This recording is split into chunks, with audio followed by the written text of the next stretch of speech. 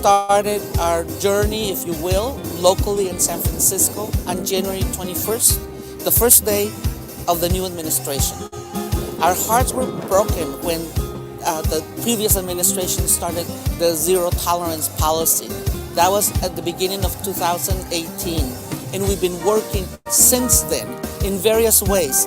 We formed the committee to produce the song "Our Children Are Sacred," and we produced the song and the video to send that message of love, that message of welcome to the children.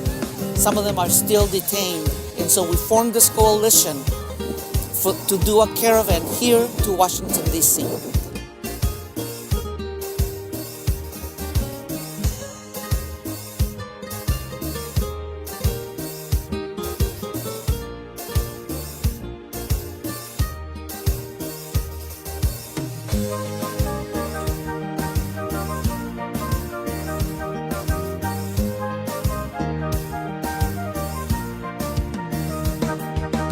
We're here at Raza Park in San Francisco in the Bay. Love you, Bay Area. We're so proud to be going down to San Diego to break bread with the allies who are on the ground supporting the children, and on both sides, in Tijuana and in San Diego.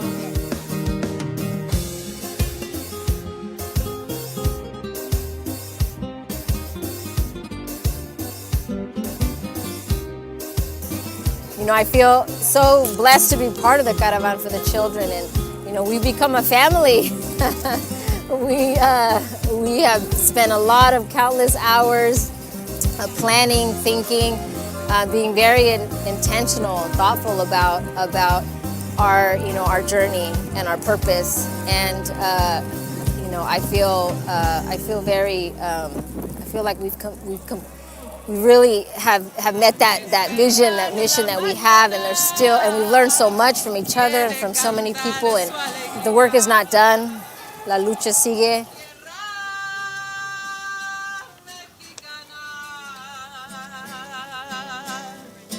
Yo le canto a sus volcanes, a sus praderas y flores, que son como talismanes del amor de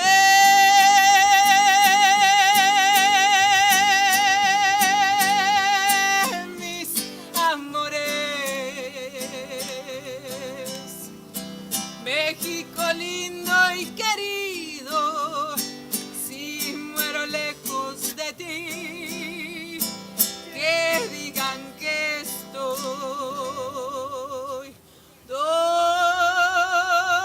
dormida y que me traigan aquí, que digan que estoy dormido y que me traigan aquí. México lindo y querido, si muero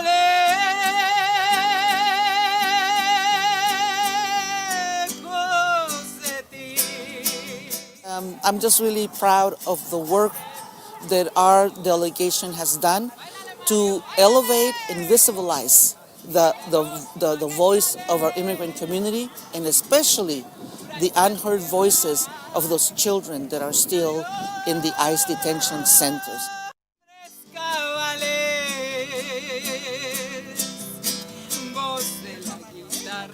Heading to Chicano Park to start our little rally, to start our caravan of love, the Floricanto. We're going to be starting at 10:40 or 9:45, and from there we're going to go to the convention center to sing to the children and to show some solidarity and love, to demand that they be uncaged, reunified, and healed.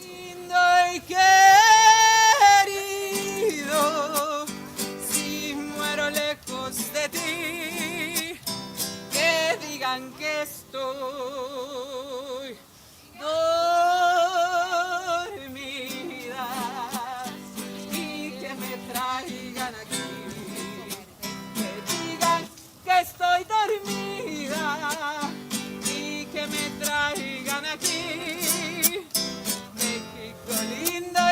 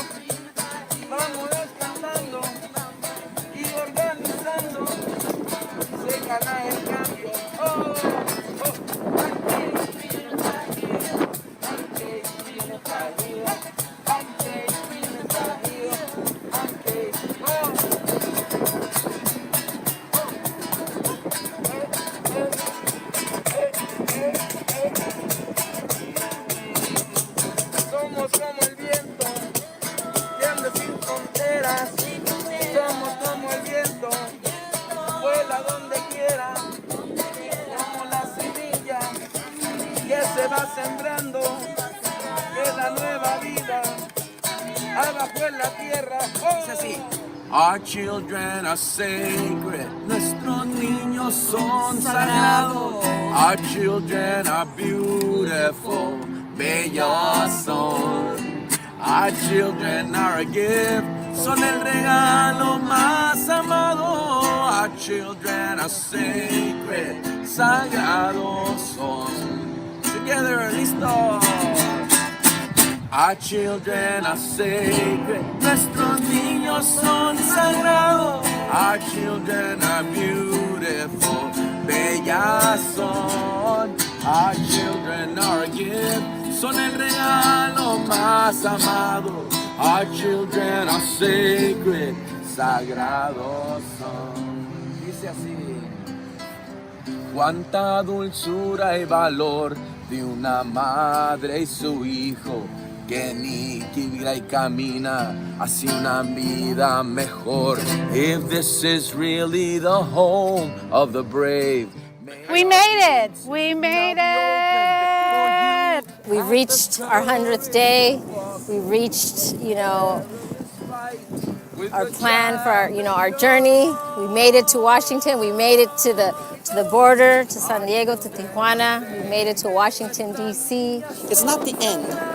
It is a culmination of this stage of our caravan for the children to uncage them, reunify them, and heal them. And we're not going to get tired of saying those three words until all the children that are in the ICE detention centers are uncaged and reunified and healed. I feel so warm in my heart because clearly all of us are asking for the same thing, and that is for the Biden-Harris administration to fulfill their promise. We've reached 100 days of their first 100 days in government, and we're still waiting.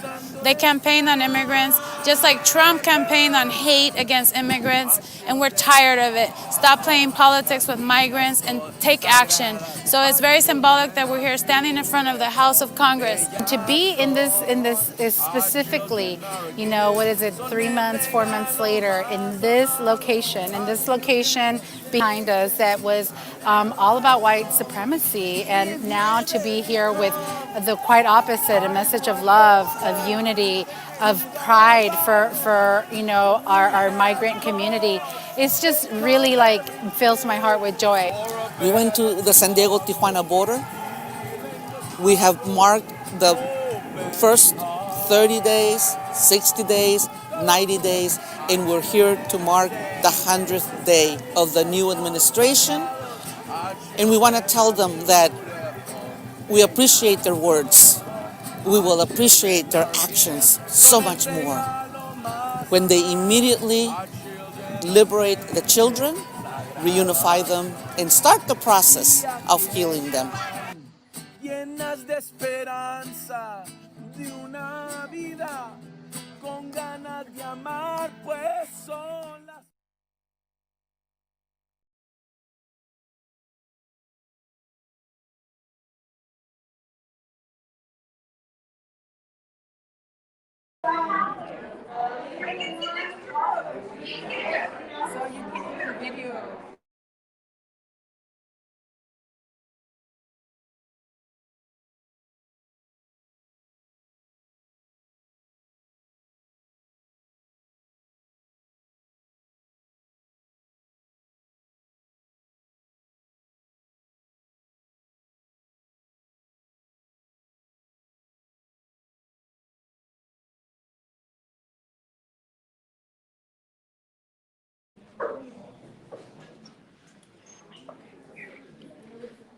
Just sit there. We'll go back and forth. Ooh, you look great. Thank you. So this is being live streamed, so that's what we're waiting for our cue. They're on. They're on. You're live. Welcome everyone, bienvenidos. I'm Gloria Romero, and I had the honor of co-chairing the Caravan for the Children campaign along with my esteemed fellow co-chair, Olga Talamante. And as co-chairs and on behalf of our campaign anchor organizations, Caravan San Francisco, Chicana Latina Foundation, Galería de la Raza, Latinx Racial Equity Project, and Instituto Familiar de la Raza. We thank you for joining us this evening, both in person and those joining us virtually. We're excited about the opportunity to be able to share with all of you the good work of the Caravana. And first, we want to open up with a land acknowledgement. And I'm sharing the land acknowledgement, borrowing from the San Francisco Latino Task Force land acknowledgement. We acknowledge that we are on the unceded ancestral homeland of the Ramaytush Ohlone, who are the original inhabitants of the San Francisco Peninsula. As the indigenous stewards of this land, and in accordance with their traditions, the Ramaytush Ohlone have never ceded, lost, nor forgotten their responsibilities as the caretakers of this place, as well as for all people who reside in the traditional territory. As guests, we recognize that we benefit from living and working on the traditional homeland. We wish to pay our respects by acknowledging the ancestors, elders, and relatives of the Ramaytush community and by affirming their sovereign rights as First People.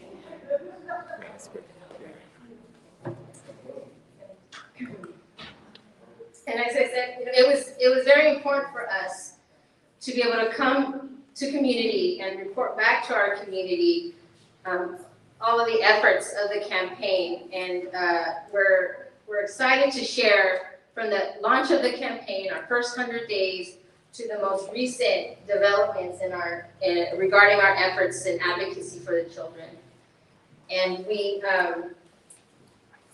just want to thank and we acknowledge that many of you here today and virtually have been with us since the beginning. Saw us off at the launch, have been following the campaign, supporting the campaign, and through your voices, through the thousands of voices, from the online petition to the postcards, the rallies, all the various different efforts, collective efforts that we had, and all those voices, we were able to successfully advocate and make progress regarding our focus on the goal of the campaign to uncage, reunify, and heal the children that have been separated from the families due to Trump's zero tolerance policy. And so this has been a collective effort, and all of you have been part of that effort.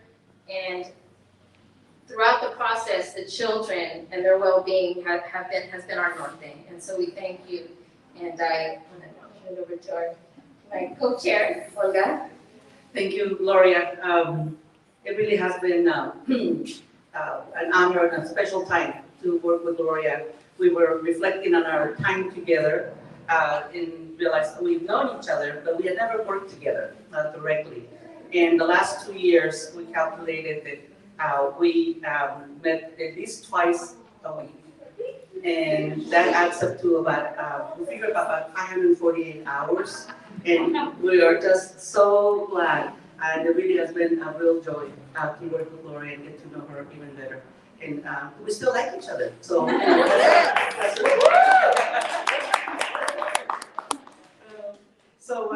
I just want to add some special thanks for those making this evening possible.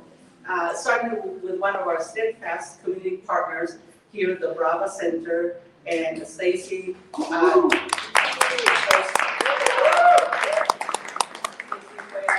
They've been very generous.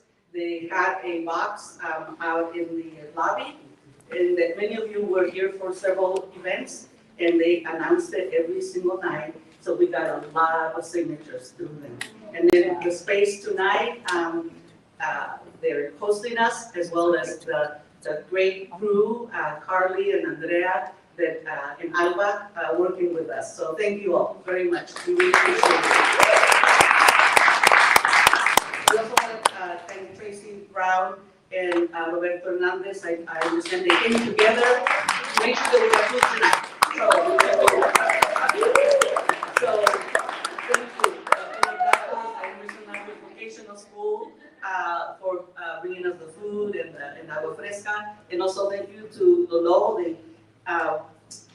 They couldn't give us any food, but they gave us some beverages. Some mezcal. So tonight you will hear from several members of the Caravana, which includes staff from the 5 organizations that Gloria mentioned. And these are all organizations, you know them, they are doing the daily sacred work, right, of supporting our communities, of taking care of our communities, of empowering our communities. And yet they took on this Caravan for the Children. When we started just saying, what are we going to do? What can we do? We came together, and not really having a total roadmap, and not knowing exactly what was going to happen. But what kept us coming to those weekly meetings, you all remember those of you that, it was really because we have to keep doing something. And so that's what drove us.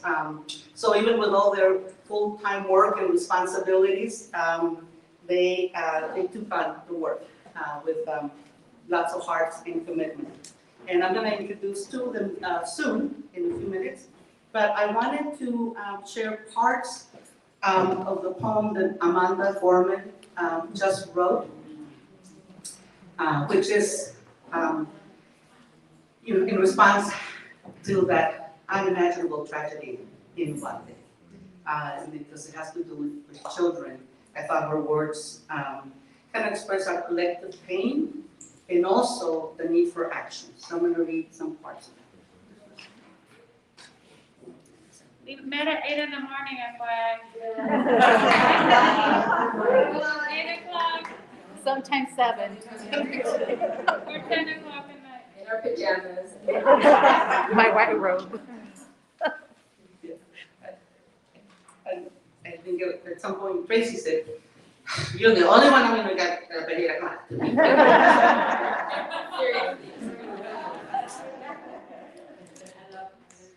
So thank you.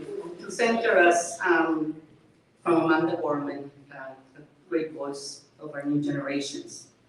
Everything hurts. It's a hard time to be alive, and even harder to stay that way. We're burdened to live out these days, while at the same time blessed to outlive them. This alarm is how we know we must be altered, that we must differ or die, that we must triumph or try. Thus, while hate cannot be terminated, it can be transformed into a love that lets us live. May we not just grieve, but give. May we not just ache, but act. May our sign right to bear arms never blind our sight from shared harm. May we choose our children over chaos. May another innocent never be lost. Maybe everything hurts, our hearts shallow and strange, but only when everything hurts, may everything change.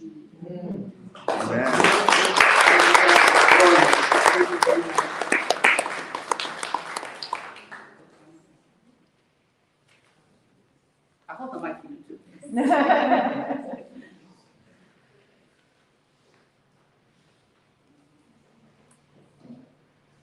Okay, so many of you are veterans of organizing, and you run organizations, you work in organizations.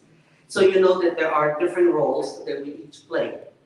And that some are more public than others, and we're called upon to fulfill those roles. And as we know from experience, there are those that hold everything down, and without whom not much can be accomplished. And those are the folks that do sometimes the unseen work, but it's so powerful. And 2 of the people that I'm going to call up, were not able to go with us down to the border and to the 2 trips that we took to Washington, D.C.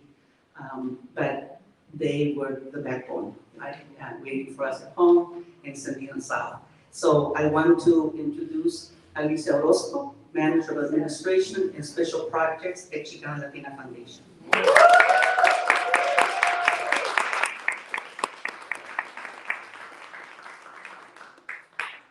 And I'm also going to bring up Esperanza Macías, Policy and Communication Director at Instituto Familiar de la Paz.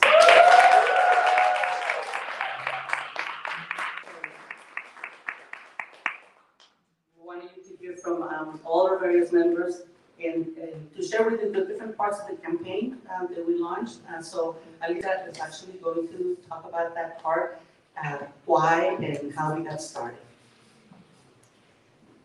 Thank you, Olga and Gloria. Good evening, buenas tardes. So nice to see everyone. We haven't been in person for a while. This is wonderful. In 2018, under the zero tolerance policy, we and the world watched as over 5,000 children were torn from their parents' arms.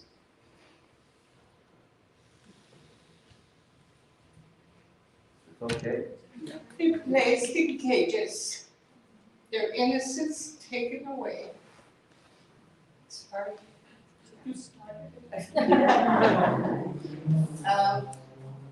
Then in November 2020, we learned via an ACLU report that hundreds of children still remained separated from their families. The Caravana por los Niños was born to address that human rights abuse. 5 local organizations that Gloria named came together to address this injustice with the mission of uncage, reunify, and heal.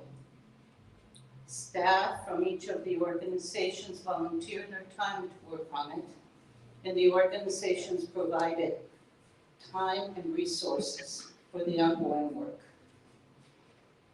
I was personally called to do this work because of my own experience with separation.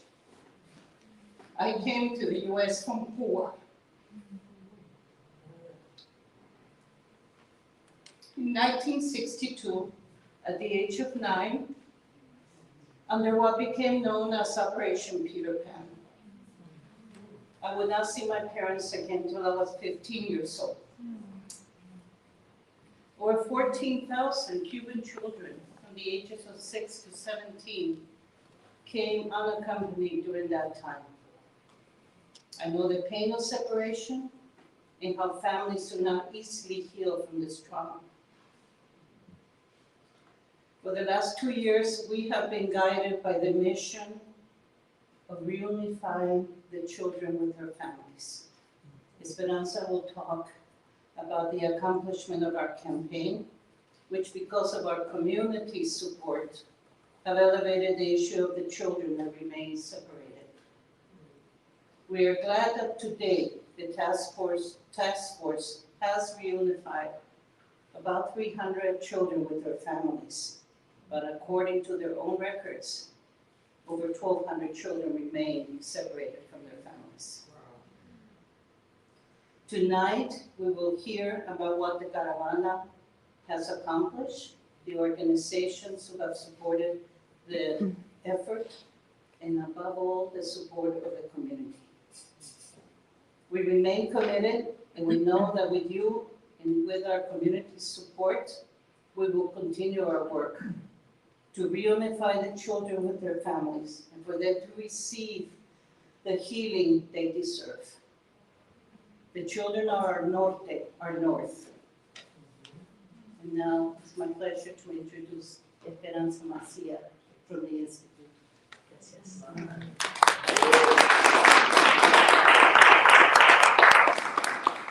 I'm just going to report on the first 100 days of the campaign. And really, as Olga mentioned, the campaign evolved. I don't think any of us expected the campaign would go beyond 100 days. In some ways, perhaps even beyond our first activity, which was the Caravan to the Border, which is where we got the name of the organization, of the group Caravan for the Children. But when we started out, we were optimistic because in February of 2021, the then new Biden administration had declared by executive order the establishment of the Interagency Task Force on the Reunification of Families. So we thought that was a good first step, and the Caravan intended to make sure that we would hold them accountable and make sure that they did their work as quickly as possible.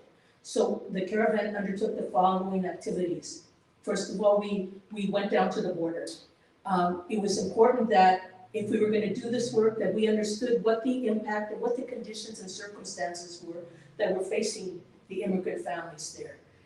While the delegation was down there, and may I add that they were joined by various local leaders and artists and songbirds, some of which are here this evening, and that you hear more about a little bit later.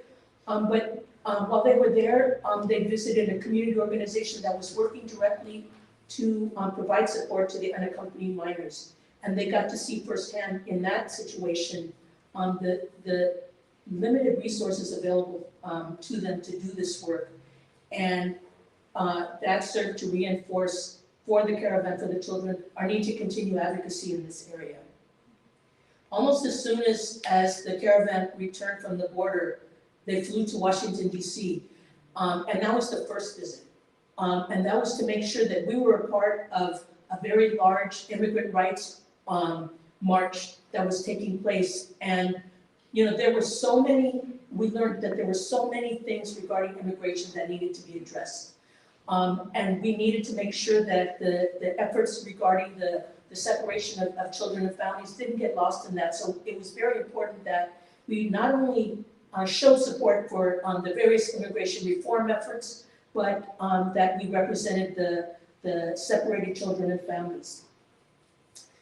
When they got home, we started to work and realized we needed to be involved in many ways in different places. We needed to know what was going on the border. We needed to know what was going on in Washington, D.C. And when we did, we realized we needed a little bit more of an intimate role with our elected leaders. So we looked at who the individuals were on the House and Senate subcommittees on immigration and began to initiate meetings with all of them.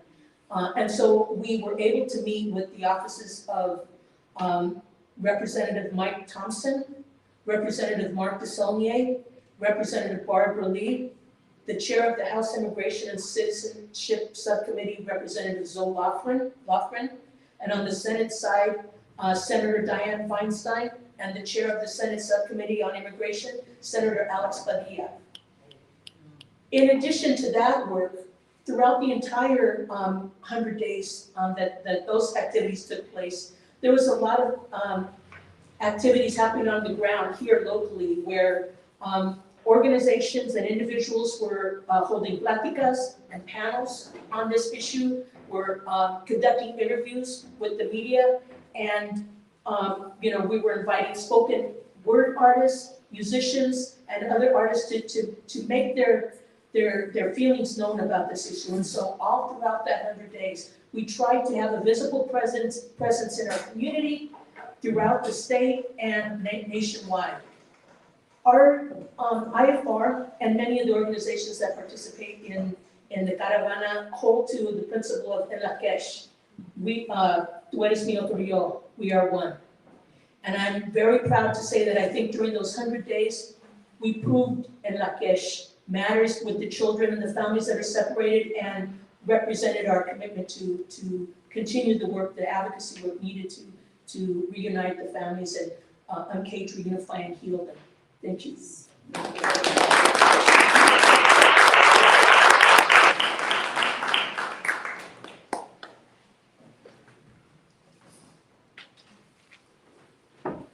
Gracias, Alicia. And at this time, I'd like to introduce our District 7 Board of Supervisor, Mirna Melgar, our first elected Latina.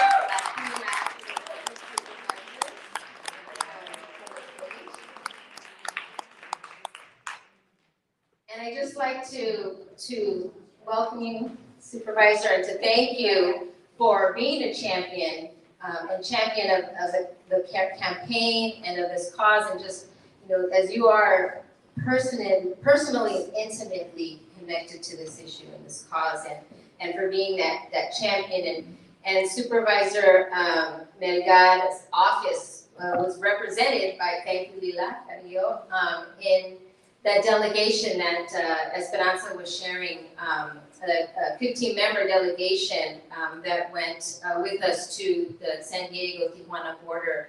And it included community members, Latino task force, it included elected officials, a representative of Supervisor Melgar's office, Supervisor Shamal Walton, Supervisor Hillary Ronan, then Supervisor, now Assembly Member Matt Haney, former Board of Education President Gabriela Lopez,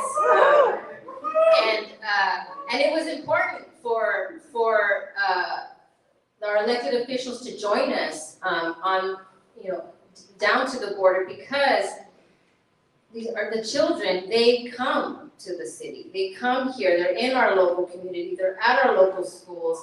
And how important it is for local government to be a welcoming city, to understand the issue and make investments in the integration and into the healing that's needed for the children and their families. And so, and as a result of that delegation and that experience, there were resources committed through the city budget process for our migrant children and families. And so we just want to thank you, deeply, deeply thank you. And it's good to be here with all friends. I wanted to first say I'm the second Latina elected. The first one was 25 years ago. That was Susan Leal. It was appointed by Mayor Jordan. Yeah. So, my Mission Girls history, I'm gonna get in trouble. Gay Latina elected after she was appointed by Mayor Jordan. So, I'm an immigrant. I'm one of two immigrants on the board right now, the only Latina on the board. So if any of you all are interested in any way, please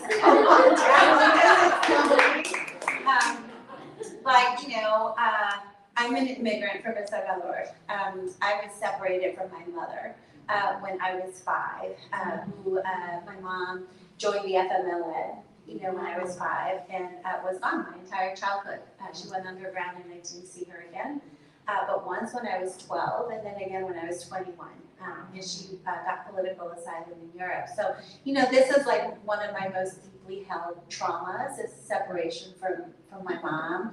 And, it's something that even if you grow up and, do all the things that you do, it's inside my heart, there's still that 5-year-old girl, who was separated from her mom, and that stuff runs deep, and we have an entire generation of children that our community is going to have to spend the resources to heal. And, immigrants have built San Francisco, Latino immigrants, Chinese immigrants, immigrants from everywhere. We built this town. This is one of the most wealthy towns in the world.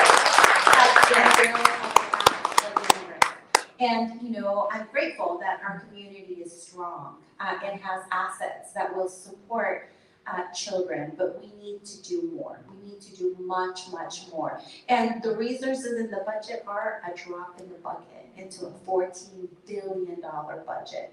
And I think we need to do more, right, Larissa?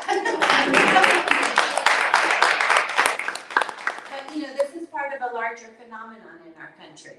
That, there 1 in 3 adults polled last week said that they believed that replacement theory is a thing, that, white Americans are being replaced by immigrants, and that it's a Jewish conspiracy of the elites to replace.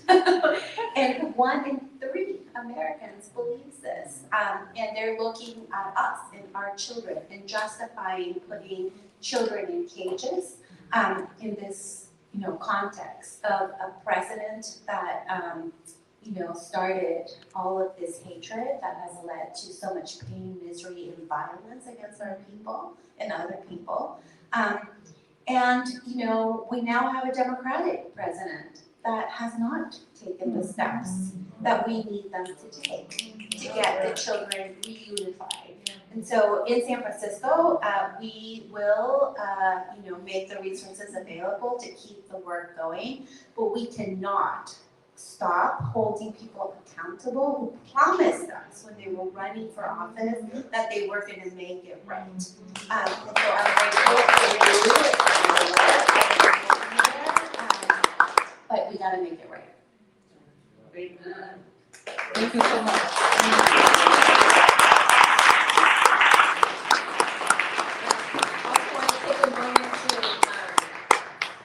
Also acknowledge and thank our city assessor, Joaquin Torres, for joining us.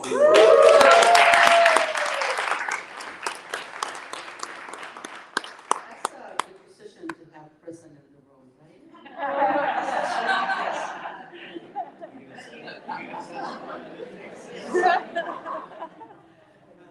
It really is so great to be joined by so many of you that really have been with us, from the very beginning. Remember talking with Richard Ibarra when we were going to go to San Diego, and he's like, okay, I think your daughter was working at the convention center where the children were being processed at that time, and being able to get those contacts and that support from the beginning. And I think Roberto was part of starting to close the camps, at the very beginning of the process. So it really has been such a community effort. Next I'd like to introduce the executive director of one of the oldest community-based organizations in the Bay Area, a leader who has taken the organization to new levels, and especially during these last 2 years is our students face myriad of challenges. Will you be able to get up here? I think so. Okay. All right. This is how great she is. Look. Okay.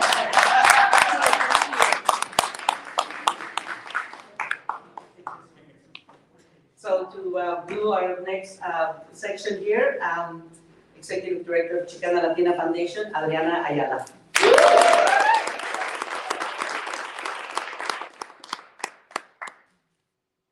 It's great to be here. Gracias, Gloria, Olga, for being here and keeping us all in line.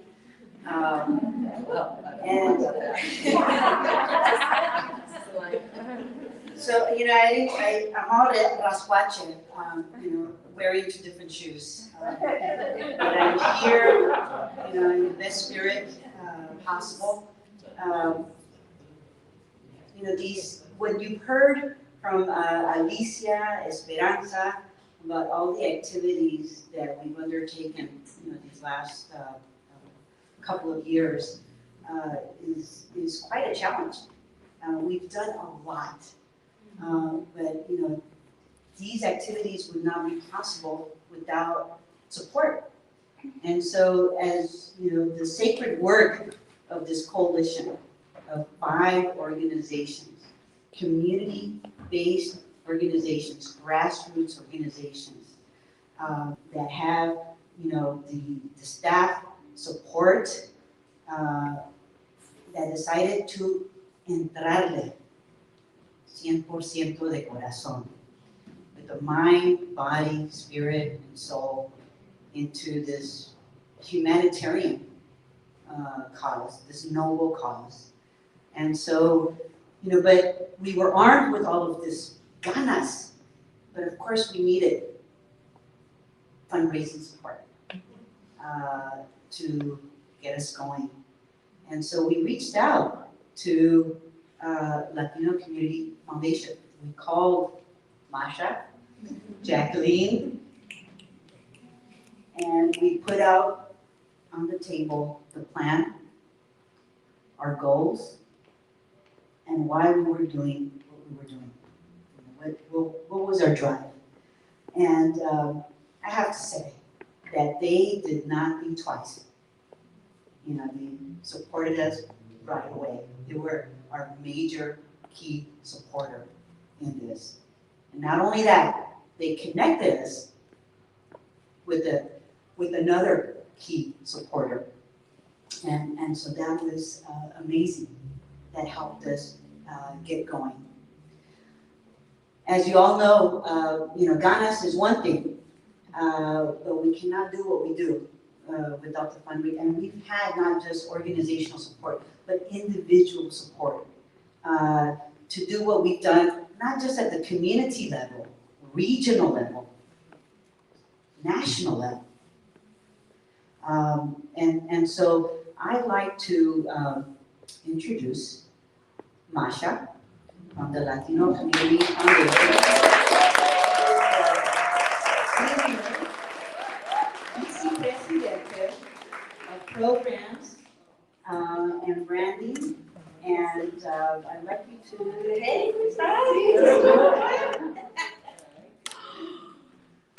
share with us a couple of your insights. Yes. Do I even need a mic? I'm so loud. I actually brought. Do. Masha, do, because we're live streaming. Okay. I mean, when Olga calls and says this must be done, it's so rare that philanthropy gets an opportunity to respond immediately. And there's a reason why I'm at the organization for this long, so that sometimes we just say we need to get this done. And we did, and pulled Jose in, and he matched it. Thank God. What is philanthropy if not like this? If not love of humanity? It's not money, right? I remember during that time there was such a lack of leadership on the national level, right? But there was never lack of leadership on the ground, ever. Right? Sometimes I think, can't like the department just partner up with the promotoras around the state and just get this done? How are 1,200 babies still waiting for their parents? It's unacceptable. So I'll just read the first line. Everything hurts. That's it. What else do we say in this season of grief? Money does not change the world. You know, people do. And everybody in this room, I know, is doing that. So we need to hold our leaders accountable. This is a moral issue. Like, if we can't get this done, nothing else matters. That's it. I remember you guys were going to the border, and I was telling my husband that I should go, even though I was pregnant at the time with twins. And he's like, "Yeah, let's go." So I couldn't go. But I remember hearing the videos and hearing the cries of the kids. It still haunts me. And yesterday, my baby was awake at 3 a.m, didn't get a lot of sleep, but and he wanted to party. He's a party animal just like me. So, how can you be angry when you have your baby? It's unbearable to think that people lost their babies just the other day, forever, and some still are yet to be reunified. It's unbearable. So as a mom, I'm blessed and in a position of power. All of us sit in a position of power when we must use that power, that influence to do right. Okay. I also am an immigrant kid. I didn't come to this country for this shit. Right. WTF. Tell us like it Props to all of you, Olga, to all of you leaders on the front lines, storytellers, the artists. It's such a gift to also invest in artists to help heal and dream up a new world. If we can't move money for that, nothing will change. Nothing will still be here. So it is a privilege today to hire a babysitter to walk over here from Barb and Diana, my newest coworker, who's also an immigrant kid. The Latino Community Foundation, that's who we are. A bunch of immigrant kids. That's it. Who get the job done. So let's hope that we can get this done. I love you, Olga. I love all of you so much. Props. Thank you. Thank you.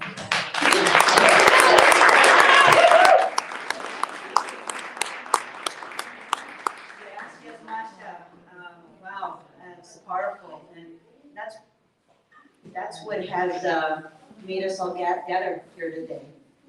The children, bring visibility to what's going on, and that's what we did, bring visibility.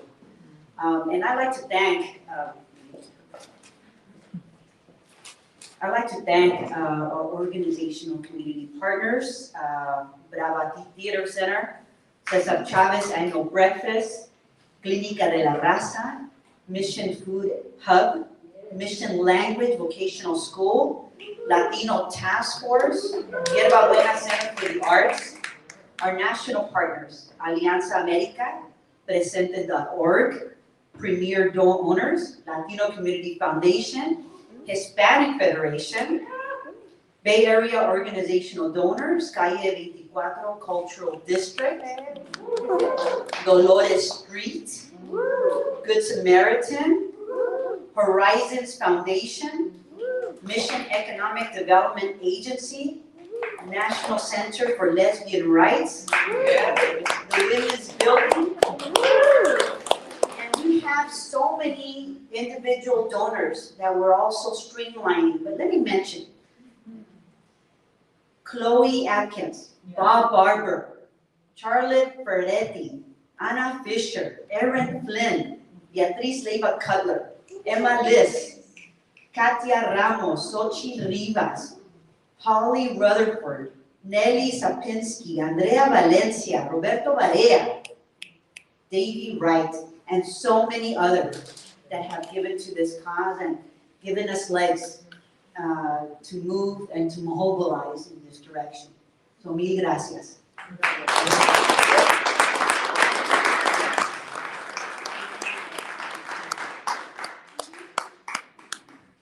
¿Te vas a bajar sola? Yo creo que sí. Ahí no vas a escuchar.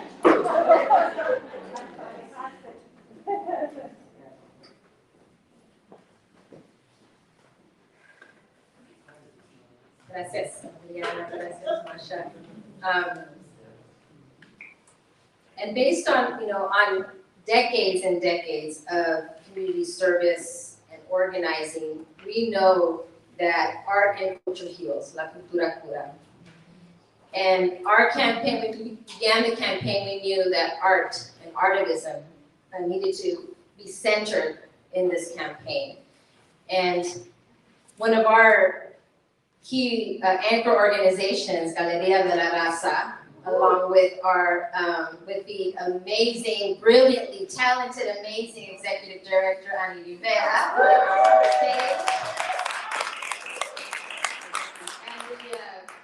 and the incredibly credible team and artists at Galeria de la Raza, they brought art into our campaign. They fostered it, they curated it, and they brought these messages of healing and of love and really helped carry that throughout our campaign. And I just want to say that part of the beauty of this campaign has been the collective collection of those 5 organizations, not the usual suspects doing this work, but each organization brought a special experience, perspective, expertise, whether it's healing, education, policy advocacy, immigrants' rights, and art. And so we, that was the beauty of this collective. And I just want to thank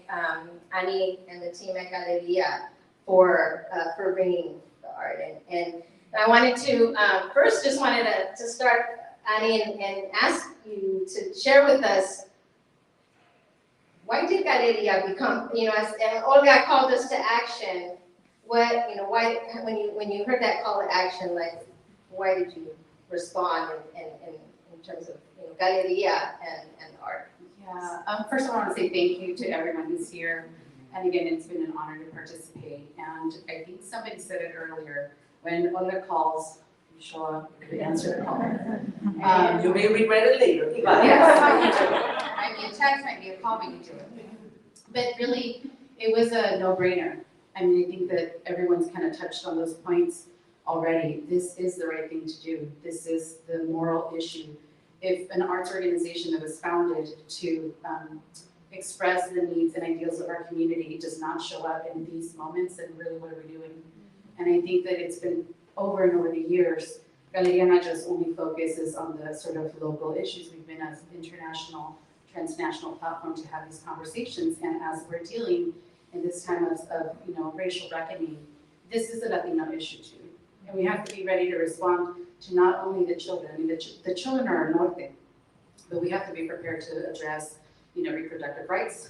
We have to be ready to respond to LGBT rights. We have to be able to be present and to have art that responds and is offering a new vision and reframing how we're gonna, what we want to see in our community. So it was an easy no-brainer. We had to do it. I'm a child of the border, born and raised in between San Diego and Tijuana. The border is a DNA in me. Like, I know what it means to see people stand there waiting to come in. And the day that they were gassed, I was actually in San Diego on our way to go to Tijuana during the holidays when the border closed. And seeing those images of those children being tear gassed and then the zero tolerance policy going into place were forever marked and became conversations that we were having in the community. So it was, we knew we had to create art that was really engaging and bringing this issue to the forefront. So that's what we responded. It's in our DNA. Yes. I'd love for you, Annie, to share with us the quilt project led by our artist Paula de la Calle, and just share with us the quilt project and that process. Well, I'll start with sharing that when we were called, they said, well, what are we going to do? And we weren't really sure what exactly what medium we were going to go into. What we did know was that part of our DNA as Galeria is we have Lunada. We hold ritual and memory as a very important practice in how we show up and how we gather and how we process these issues. And so every full moon, it's a moment and a platform for us to share that, almost as a collective therapy where we come together. If it's good, if it's sad, if it's enraging, we come together, we share food, we share poetry, song, floricanto is really important. So we knew that was going to be fundamental. Somehow we needed to include all the aspects.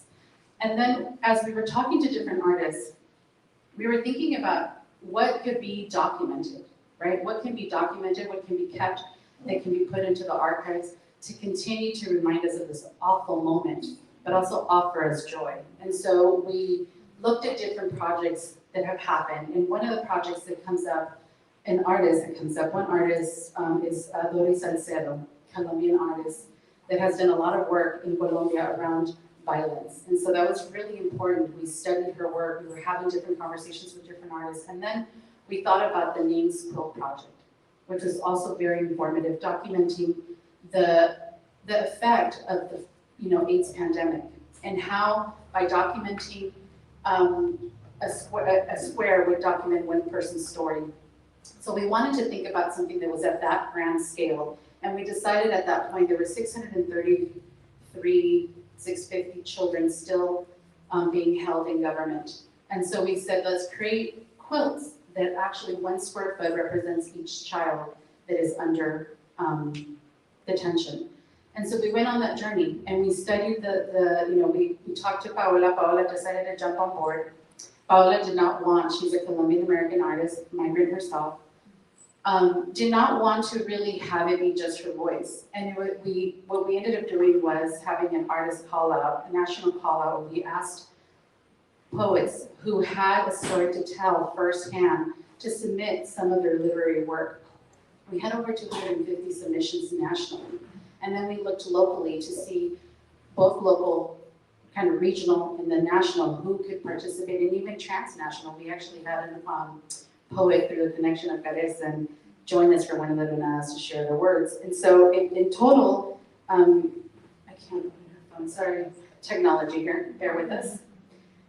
So in total, we made sure that we were able to represent, the lead quilt artist was Paula de la Calle, and we had contributing poets, Erika Chilome, Seba Ili, Jesus Iniguez, Freddy Jesse Izaguirre, Gustavo Barahona Lopez, Kevin Madrigal, Mica Mirangoliota, Flavia Elisa Mora, Marco Pernavare, Dulce Preciado, Rubén Reyes Jr., Mercy Tulis Lucari, Osvaldo Vargas, and Verde. And so those were the poets that submitted, that we chose, and then we included their poetry within the quilt design. The artists included the poetry within the quilt design and wanted to have those be sewn in the quilt process. We also had the support of quilt seamstress that helped actually sew the quilts. They were digitally designed, they were printed, and then they had to be put together. Ariana Cruz, Ruth Hernandez, Suge Salazar, all local seamstress. And then the quilters, Sharona Bishop and everyone at New Pieces Quilt, which is based out of Berkeley, California. And, you know, it was not only important to have the quilts. I mean, everything was a production. We were trying to create visual elements. They called out what our ask was, uncaged, reunifying, heal. And so we also want to acknowledge that we worked with Vola Rubin to create some of the words that were actually taken. The master herself. They were taken to the border as part of our interventions in the border NDC. And so that was the goal. And the goal was to create a grand piece that could be archived and taken and to document this moment and not only offer the awful images that we were seeing on stage, but that our commitment is also to joy, right? We have to create elements of healing and they have to see themselves reflected in joy and not in just create this, binary for them that doesn't let them sort of move past this. So that was the quilt project.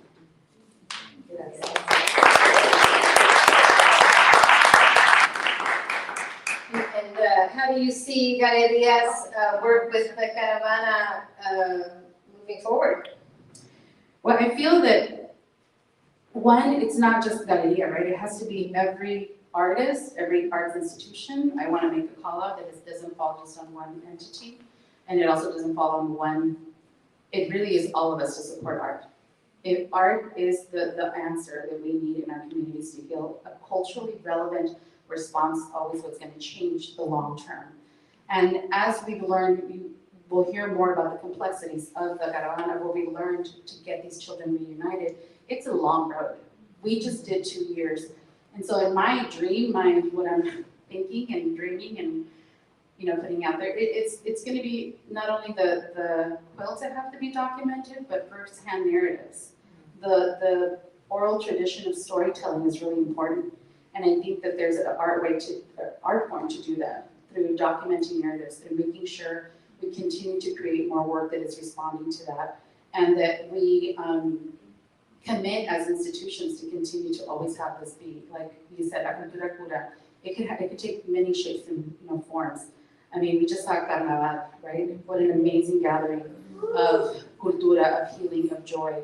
And so we have to make sure that we elevate this issue at every step. Like, we should be at Pride this month, bringing our message of the children.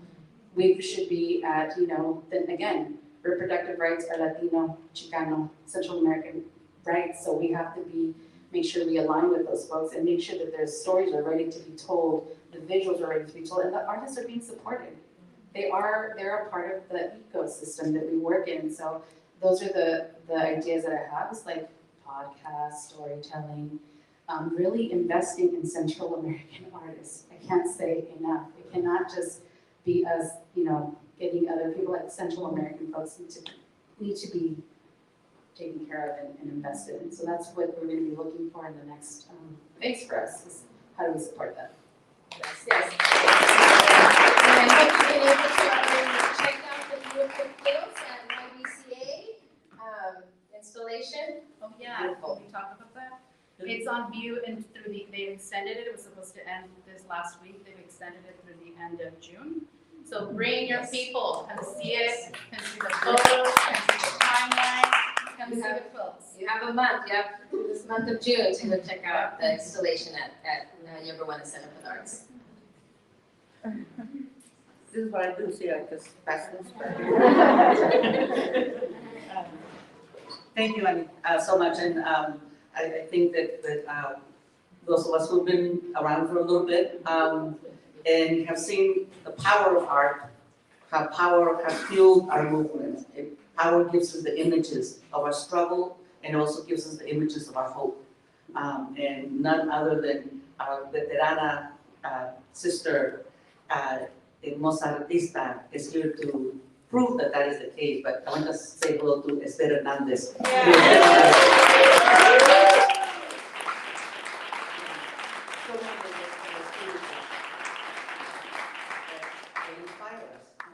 And I just want to also acknowledge, as we talked about, the people kind of behind the scenes. We have Henry Rivera, who's actually remotely doing the live streaming. And I want to say again to our live streaming audience, thank you, Henry. Yvette Diaz also has worked on the, and setting all this up, along with the Brava staff. I also want to acknowledge other folks from the Caravana that have been just part of the core, and at the same time carrying on their responsibilities in the organizations, like Juan Rivera, who was in the club, part of the staff of Caravan, and we have Angela Ortiz, part of CLF staff as well. So this is all the team, the whole team that makes it happen. So I think you kind of see a theme also going around here of powerhouses being in this caravana. And there are two that I'm going to bring up now that are such an example of that. They have lived and grown in the community. They have raised their children and have worked in various professional roles, never wavering from the absolute commitment to community first. I'm going to bring up Claudia Leon, Director of the Latinx Racial Equity.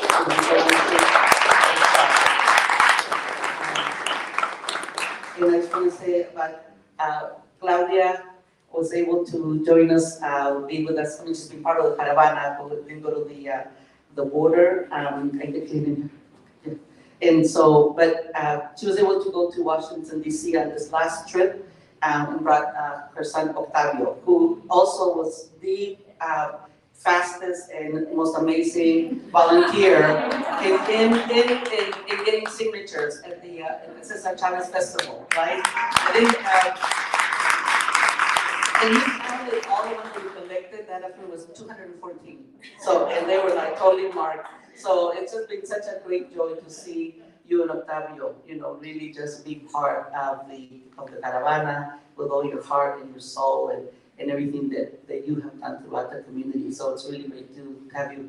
And so this next part with Claudia, and then I'm going to bring the next speaker after Claudia. This is about more the current stage in terms of why we started the postcard campaign. That again, many of you helped us get all those signatures, and why we targeted the task force. So turn it over to Claudia. Gracias, Olga, for being such a proud dad to Olga. Yes. She saw since womb, so. As everyone's saying, we all came together because Olga called, and also because we felt a calling as mothers, as people in the community, and as people who have been part of the immigrant experience and have been affected by separation in our own families.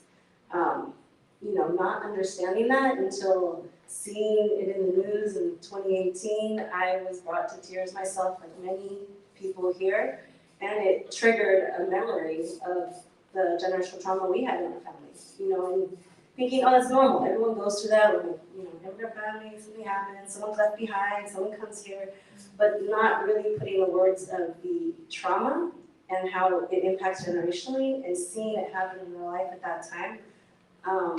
There was nothing else to do but to do something. So with that, and part of it is in the work that we do at the Latinx Racial Equity Project, this also felt very relevant because this is not new to the United States. From the inception of the United States, there's been separating children from their mothers. The inception with slavery, that was a big part of how to dominate bodies and to create cattle out of families. From there, you have many other examples with the boarding schools with indigenous children that were forced out of their homes to be assimilated and to lose culture, to again dominate and control. And we also have the example of Japanese internment camps and what when families were separated there. And that's just a few. You can go down to YBCA. There's a beautiful timeline that was created to show more of that. Unfortunately, it's heartbreaking, but it's not new. And that's, I think, what's really important, because as communities, it's not just about our own individual community, it's about all children in communities that have not been given equity or respect and have been dehumanized. So with that, we were all called to do this and bring awareness as individuals and with our organizations and for our community and for the children, as we've spoken. And as you know, Anissa spoke about it, the 2018 Zero Tolerance policy was heartbreaking when it was initiated. We saw what was happening when adults were brought in. They were persecuted for illegal entry and were not allowed to be with their children. So children were taken into federal custody and separated by force, manipulation, or coercion. Many times the parents didn't know that their children weren't being taken. They thought they were going to be taken and given a shower, and then they were never returned. Other times they were told this is better for them because they can stay this way, and that way they're guaranteed to stay in the U.S. So coercion, manipulation, of course. So in 2021, when President Biden was in office and he established the Interagency Task Force on the Reunification of Families, that included the heads of U.S. Department of Homeland Security, U.S. Department of Health and Human Services, U.S. Department of Justice, and the State Department. So there was some hope, right? There's a task force, there's some action, we're thinking, let's see what happens. And a year later, according to the task force own report, there are still, as we know, about 1,500 children who remain separated from the 2018. That's not talking about any of the new children. This is just from 2018, so 4 years later. Despite campaigning against separation of migrant children from their families at the US-Mexico border, Biden administration has continued these policies, and they have led to more separation of families. So in our campaign's phase 2, as we said, we didn't know how long we were going to go with this, but once we finished the first 100 days, we sat down at our 8 o'clock Wednesday morning meetings, Grenudas and ojeras and whatever, and said, what are we doing next? And we started thinking, what can we do? And what we wanted to do was show the support that the children have, show that there are a lot more voices behind the children and that aren't going to accept this, and also educate and inform, because a lot of people didn't realize those children were still being held or in federal custody. So we wanted to create a public campaign to raise awareness with the community about the task force and the charge that they have to reunify the families and to gather support for this campaign. To show the large numbers, the support to uncage, reunify, and heal the children. And our little ragtag team said, well, let's think as big as we can, get what we can, and see where it goes. So we started with a local postcard campaign, and we were successful in that local postcard campaign to get 2,500 postcards signed. That's just local. Imagine if we would have gone national. So just with that, we got 2,500 postcards signed. And many of you here today helped us get those signed. Many of you were going out there with us, talking to people, because every one of those postcards really required a conversation to inform them. So that's 2,500 people we all talked to, you all talked to, you all supported in helping us get informed, and that now know that this is still happening. So thank you. Thank you for your support, and thank you for helping us get to that point.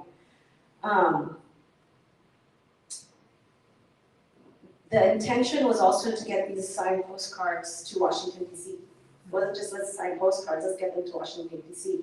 At first we were thinking, do we mail them, do we do, and we ended up with, we're gonna take them, we're gonna deliver them. So Washington, trip number 2 was dreamed and also thought of. So we get there May 1st. We still didn't have a direct contact to get us to deliver the postcards to people we needed to, but we had high hopes. We had Larissa and all her connections, and we had empeño, you know, and determination to do it. So in addition to those postcards, we also had the online campaign that we originally started, and we partnered with Alianza Americas and Resende.org to do a national online campaign as well. So we were able to get out of the online signatures, 4,000 signatures online signed. Yes.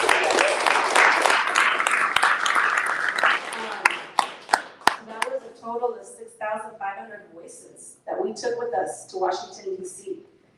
And we felt honored to carry those voices, but also the pressure of needing to get those postcards into the right hands and making sure not only for those voices, but because those voices are supporting the children.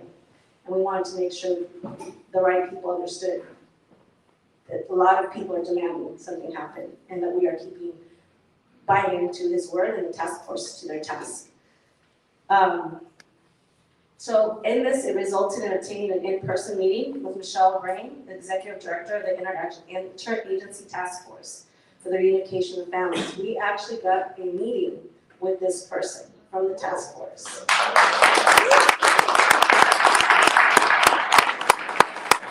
And when we were excited in Washington, D.C., when we heard that we were able to connect and give those postcards to that person, to a person that can get into another person that's close to actually getting connected to doing something for the children.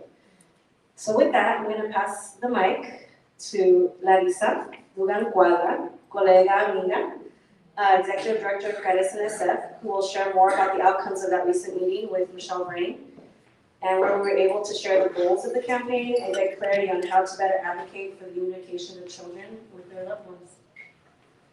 Thank you, Claudia. Just make sure that you all know who Larissa Dugan Cuadra is. I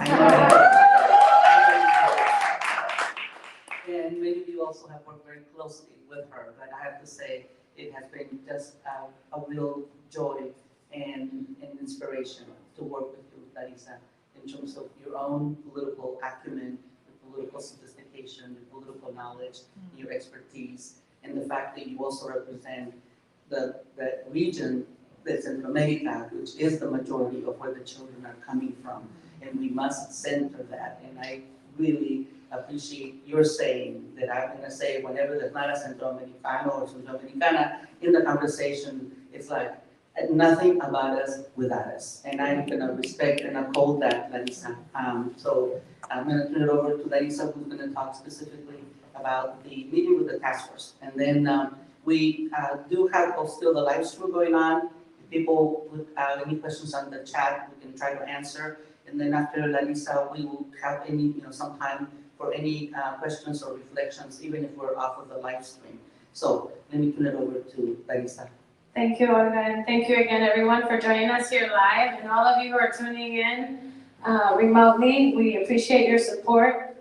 And I do want to take a quick second to also give a major shout out to Vanessa Velasco from Caravan's team. She's community organizing, engagement, and advocacy coordinator, and she's pretty much laid the path for us in the work in DC, which then brings me also to our allies in DC, CASA, and also Caravan DC, our sister Caravan, who's our older sister, the oldest of the Caravans, who welcomed us every time with a wonderful Dominican dinner. We were like, we want los tres hermanos. So gracias a ver y all the equipo en Caravan DC, and of course, Alianza Americas. Caravan is a proud member of Alianza Americas, which is a national network of immigrant-led organizations fighting for immigrant rights transnationally in our countries of origin, transit, and destination. And Claudia and I went to college together, so it's kind of cool to sit here 20-something, 5 years later. It's been that long. Anyhow, on May 24th, we did meet, we were finally able to secure a meeting with Michelle Brane, who's the Executive Director of the task force And was very, she actually has a track record of working in human rights prior to joining the task force. We were encouraged by that. And we were also joined by all the staff representatives from the various departments, because this is an interagency task force that's housed at Department of Homeland Security. And we actually had to go through a very onerous clearance process. The campus is, you know, you can only imagine, right? I didn't want to make a parallel with the border wall, but something like that. Just getting into that space. And we had about an hour and a half conversation, and they had a PowerPoint prepared for us, and they shared very high level information that was still quite informative, because we have been tracking and reading and following every single report that's been issued by the task force, by the ACLU and other institutions focused on the zero tolerance separation of children. And so she shared that the task force has 3 priority buckets. The first one is identifying, locating, and reunifying families separated between 2017 and 2021. So they actually extended the reunification process through the time that Biden took office in January. So just a note there. Also, to secure services and support for families, and this is quoting exactly how it's written, and produce policy recommendations for the administration and Congress to prevent repetition of family separation. As we say, nunca jamás. No queremos que se repita, no repetición. On the first priority of identifying families, this was probably the most impactful piece of information personally in the meeting, because as we were reading these reports, we get these numbers that were changing from 600 kids that were separated to 1,200 to 1,600 kids. But somehow I just personally had assumed that they knew who the kids were. And the big aha was that essentially they are working off of the numbers from ACLU. And the ACLU numbers are that 5,600 children were separated by the zero tolerance policy. And the only records that the task force has been able to use in order to kind of do their work is either the immigration detention data or a report from the point of contact when the parent and child were ripped apart, or whatever data that ACLU has. So in other words, the big aha was that the task force has no contact with the children. Zero. Yes. Let me repeat this. The 1,500 plus children who are still remain separated from their families, the task force does not know where they are in the United States. I'll tell you where they are. They're in our cities. They're in San Francisco, they're in Los Angeles, in New York, in Houston, and all the big magnet cities, Louisiana, because migrants follow migrants. That was a big aha, and I want to underscore, the task force does not know where the children are. And to that end, they created a website and a portal that's called together.gov, and that is currently the only mechanism that the task force has to begin the reunification process between children and their parents. So what that requires is that either a child, let's say we had a client of Cares and Martin here, a colleague who works with many of our families, the legal team, we would have to identify a child that was separated from their parents during that period of 2017, 2021. We would have to register them in the portal, determine that they were separated by zero tolerance. And then the next part is finding where the parents are in countries of origin and getting those parents onto the portal. And keep in mind, and this is some of the feedback from our colleague from Alianza Americas, Yanira Arias, and our reaction is that that many of these families come from deeply rural communities where often there's no internet, no electricity, water, etc. So our question was, how are we going to contact these families? And that is still a big question that we intend to explore deeper with the organizations charged with some of that work. The organizations charged with the work in the region are United Nations Human Rights Commission, the organization OMI, Organización de Migración, I never get it right in English. And then also they're working with organizations like KIND, Kids in Need of Defense, who work locally, but also have some staff in Guatemala and in the region. We want to learn more about what those efforts are in Central America with the American-funded organizations, but also we have a big question about how our American-funded institutions or UN-funded United Nations-funded institutions and engaging and interacting with the grassroots organizations on the ground in our countries of origin to reach those families. On the domestic side, Seneca is a nonprofit organization that has received the contract from the federal government to be the clearinghouse, to quote them, for the children, the families, once here in the United States. So Seneca is the organization that would do some intake or triage with the families upon reunification, and then they would refer them to organizations like ours in our communities for the long-term services. So on the second charge of the task force, which is to secure services and support for families, as far as we can tell right now, that really means a referral to our organizations. So I want to underscore once again the importance of local investments in welcoming and healing and defending due process for migrant children and their families. On the third recommendation, and I just want to highlight again, these children are in our communities. We know them. I know Regalitos helps them out. I know the school district has staff that welcome them and refer them to organizations, both for legal representation, to IFR for mental health, for many other organizations here at LTF. Also, you guys get people at the hub. But the bottom line is, these children are not abstract. Tienen corazones, mentes, y cuerpos, and they're in our community.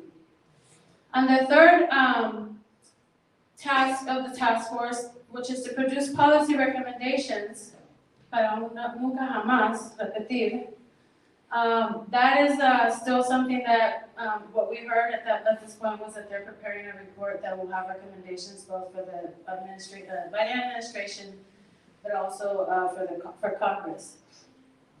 Overall flow of reunification involves outreach in countries of origin, which we still want to learn more about what that means. Because we were also given that message that we don't want to do this public outreach because they want to create the impression that families who were separated from other reasons, like since Biden took office, 20,000 children have been separated from their families because of Title 42 border closure and because of the Remain in Mexico border closure, which I'm again, Martin, part of our team at Caravan, we're part of the lawsuit against the federal government to knock down MPP. So again, hablamos de no repetición, but we're repeating the same pattern. Now what we have is 20,000 children plus separated from their families. But those children are not under the purview of the task force. So I just want to highlight that. Then they register in the website. Then they get pre-reunifications, outreach and services in country of origin, the families mostly, or the parents and other children and family members. And then they get post-reunification outreach and services once reunified in the U.S. They stated that the process takes 2 to 3 months once the match has been made between the parents and the children. And so far, only 200 children since the task force was formed or established have been reunified. Keep in mind that has been mainly on the organizations like KIND, Kids in Need of Defense, and organizations on the ground that have really made that happen. And there are 300 children currently in the process. Of the total 5,600 children plus that have been separated by zero tolerance, there is one child that remains in U.S. custody under the Office of Refugee Resettlement. We weren't given more information about that case, but we were told that there was only one child still in detention or as a ward of the U.S. federal government. And then other things that I just wanted to highlight was that they established a goal of reunifying 1,000 children by December of this year. And in terms of next steps, which is the important part for us because we walked away from this meeting with more information, definitely was enlightening. Every time we have these meetings, either with legislators or with the powers that be, like a new kind of thick layer of the onion is peeled and we learn more things that we want to learn more about. And so the task that we have ahead is one, to immediately, they've committed to giving us the lead staff contacts so we can connect with the organizations, the ACLUs, the KINDS, the Senecas, the ION, and also UNHRC in the region to find out more about how this reunification effort is working in practice, especially in the context of our countries. We also secured an invitation to the monthly task force report out meetings. So Annie and I joined the first one. It was the day right after we came back from DC. We intend to come to those meetings prepared with many questions because it felt very light considering the gravity of the situation. We are also going to reach out to our local legal partners, SFIODC, SFIBN, Rapid Response Network, and other legal organizations throughout the Bay Area to assess their knowledge of the portal and if they are screening their children in their caseloads to determine if they are part of the zero tolerance children impacted and separated from their families. We are also going to reach out to the border organizations to see how much they know about this, also this portal, what kind of information is at the border, because we know many families, many of the parents are migrating back north with the goal of crossing over so that they can reunify. Maybe those families don't know that there's this portal, so we want to do some fact-finding about what knowledge is there about this resource. Then also, of course, we want to continue to meet with local legislators, with our federal legislators, to continue lifting the issue of child separation, that there's a need for reparations, and to advocate to secure the necessary level of funding and investment and policies if necessary that support the healing and their overall integration of these children and families in the United States, in every city and every state across the country. So yes, let's make sure we vote for local electeds who are committed to inclusion, who are committed to integration, who recognize the contributions of migrants, and who are going to speak up to injustice and human rights violations by the U.S. government against our people. Thank you, everyone.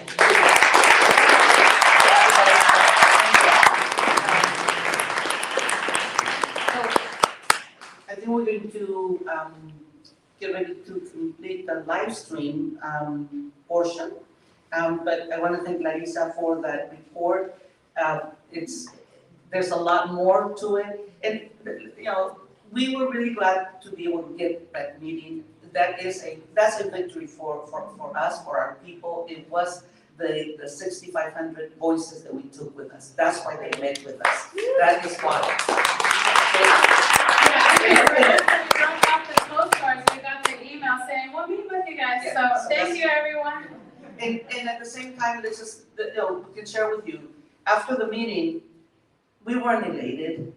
We were just kind of confronted with the reality that we still have these anywhere from 1,200 to 1,500 children, that they are actually in more dire situation than we might have thought.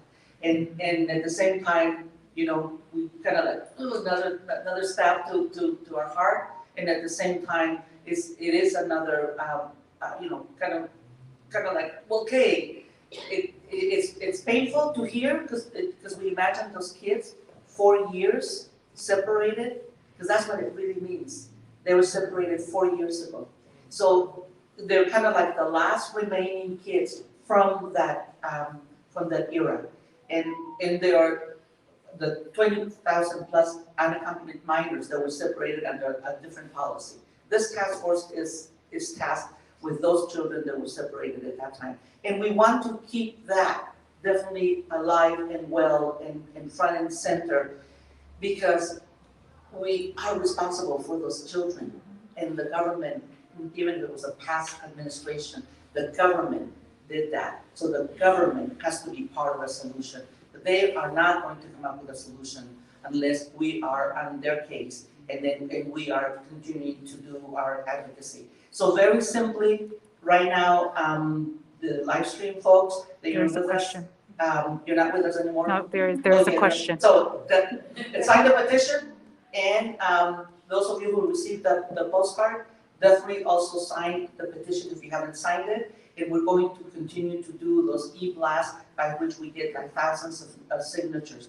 We have to keep up the pressure on the task force, and we're also going to go back to our congressional leaders, our congressional representatives, Some of them are not leaders, even though they're representatives. But we have to continue to keep up that pressure, the community voices, the community actions, each individual action does it does accumulate. And again, she would not have given us that meeting. There was no indication that we were going to meet directly with the executive director. But it was only after we had delivered the 2,500 postcards and then the 4,000 online signatures. So this is just all of us, every single individual action really does mean something. And Tell the story of the flowers. go ahead, tell the story of the flowers. Tracy, you want to tell the story of the flowers?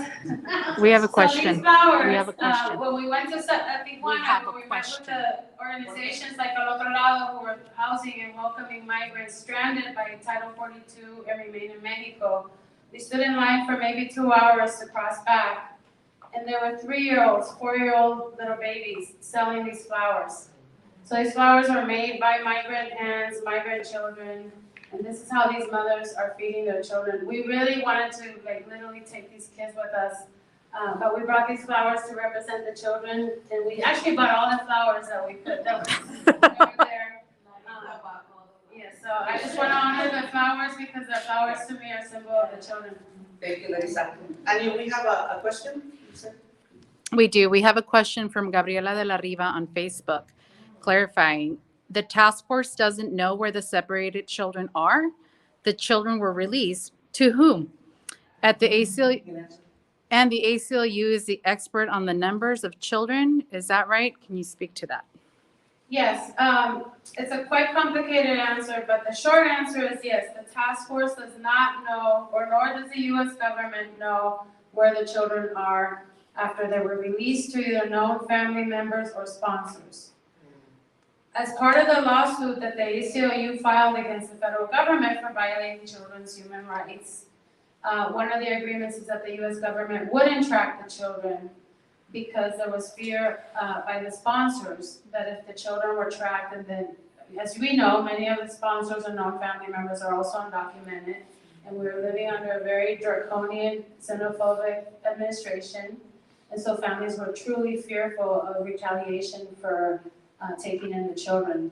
That's one of the big questions that we have for the ACLU. That's one of our follow-ups. But we want to understand, how did the number come up? Where did they get that number? And we know that some of that number of the children comes from the detention forms that were filled out at the border. But one of the things that the task force said is that they lack sufficient data and sufficient information. And part of it is also the dismantling by the previous administration of the systems. I mean, that's where a lot of it started in terms of they weren't keeping track of the children. They were just sending them wherever they wanted to. So we have work to do, and we're committing to continuing the advocacy. We're committing to keeping you informed, our community, and letting you know what are the campaigns that are going to be necessary, because we do have to get that the remaining still children that are separated, not necessarily under U.S. custody, because they may be with foster families, foster care agencies, but they have to be found. They have to be found, and they have to be reunited with their families. That is the commitment that the Caravana is making. We will, again, keep you informed. We will keep you engaged. We will ask you to continue to be part of this, and we really thank you for coming tonight, for being part of us. All of you, I just see across, and all of you have been, such strong pillars of support with the work that we have done, and you know that your heart is in it as well as ours. And I think that completes our spoken program, and you go into the song. Okay. I know we're, and I just want to thank you, and as we undo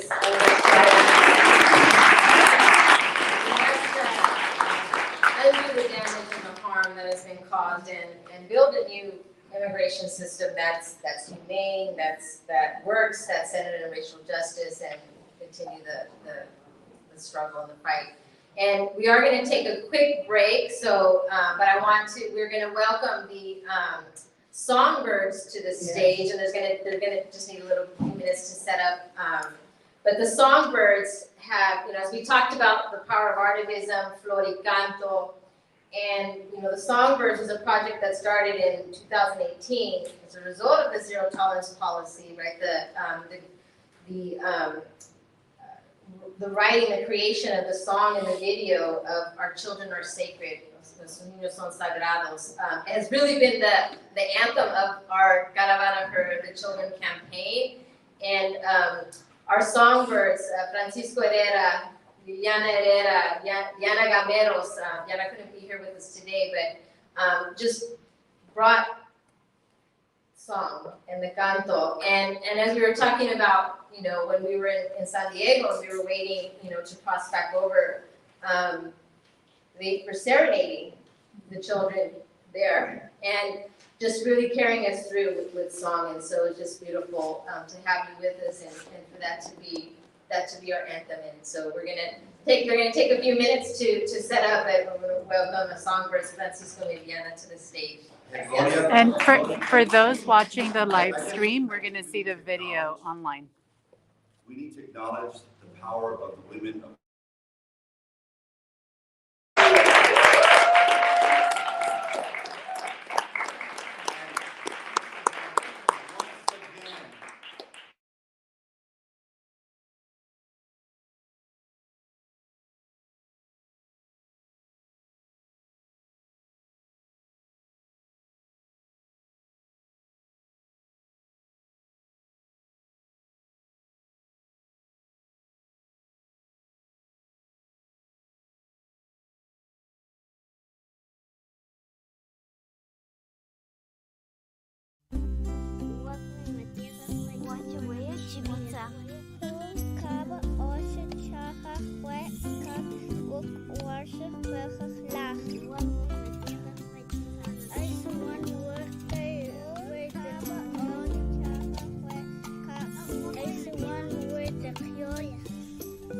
Cuánta dulzura y valor de una madre y su niño que migra y camina hacia una vida mejor. If this is really the home of the brave, may our gates now be open for you. Had the courage to walk through a perilous fight with a child in your arms. Our children are sacred. Nuestros niños son sagrados. Our children are beautiful. Bellos son. Our children are gifts. Son el regalo más amado. Our children are sacred. Sagrados son. Y aquí están, cruzando fronteras. Y aquí están, trayendo la verdad. Son la voz de amor y nuestra conciencia, pues por la violencia cruzando está. Nuestros niños son sagrados. Ay, bellos son. Son un regalo más amado. Sagrados son. Here they come, eyes wide open to the violence we have caused. And they come bearing gifts for a better tomorrow, healing the sorrow and opening hearts. Now tell me who got the right to take these fingers out of my palm. My mom's taking away, my pops is hating the state. This blanket doesn't keep me warm. They got these little kids locked up like animals on a farm. The separation doesn't harm. No es justo, es un abuso y te acuso de ser sucio. Es hora de cambiar el instituto. Luchamos y aguantamos, nunca hemos sido brutos. El sistema está quebrado, hemos sido abandonados. Me siento bravo, nos tratan como esclavos y no estamos unidos en los estados. Los corazones de mi gente están maltratados. Llenos de esperanza, una vida con ganas de amar.